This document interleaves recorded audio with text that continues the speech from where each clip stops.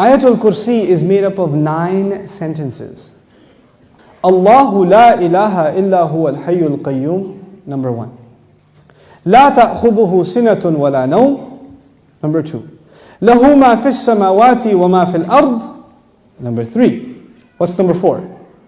Man dha alladhi yashfa'u 'indahu illa bi idhnihi. That's number 4. يَعْلَمُ مَا بَيْنَ أَيْدِيهِمْ وَمَا خَلْفَهُم, number 5. Then وَلَا يُحِيطُونَ بِشَيْءٍ مِّنْ عِلْمِ إِلَّا بِمَا شَاءَ, number 6. Then وَسِعَ كُرْسِيُّهُ السَّمَاوَاتِ وَالْأَرْضِ, number 7.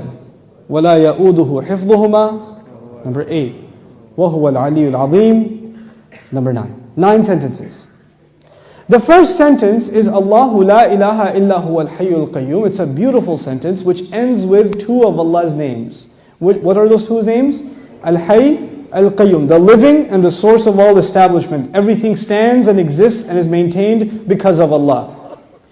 What's incredible is that the last sentence, sentence number 1, has something in common with sentence number 9, which is وَهُوَ الْعَلِيُّ الْعَظِيمُ. How many names of Allah in the last sentence? 2 names of Allah in the first sentence, 2 names of Allah in the last sentence. Okay. Before I go to the second sentence, let me tell you something about security. Security guards have a very hard job. But if you get if you're in security, you have to sit in your booth.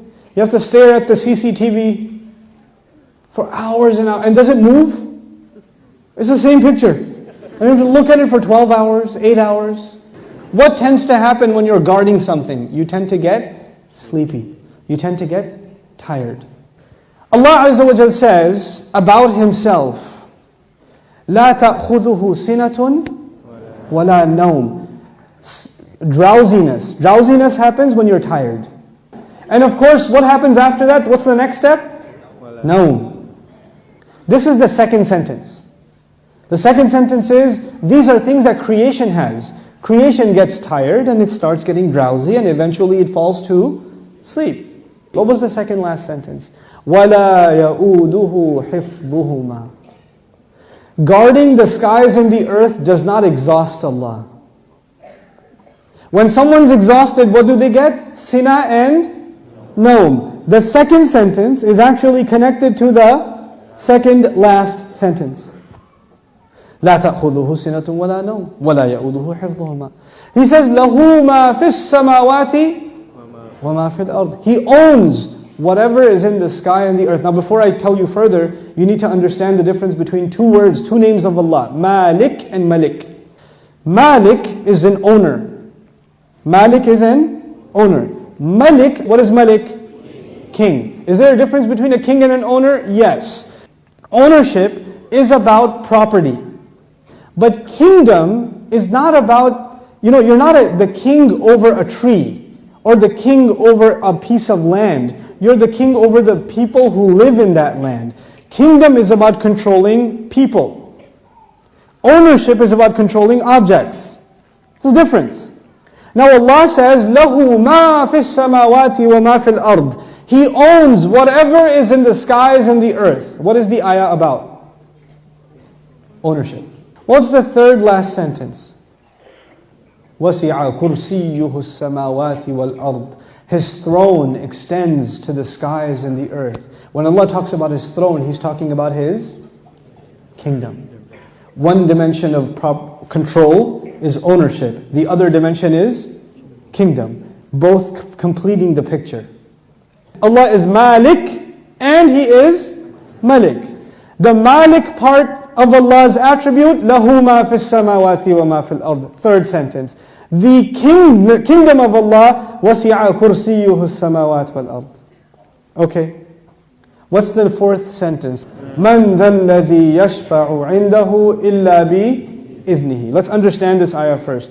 Who will come and make shafa'ah with Allah except unless He gives permission? In other words, what is shafa'ah? Shafa'ah means you got connections. Shafa'ah means that you were about to lose your job, but your uncle is the manager and he came and said, no, he's with me. That's shafa'ah. On Judgment Day, we are in trouble possibly, and then somebody comes and says, no, they're with me. They're with me. Go easy on them, please.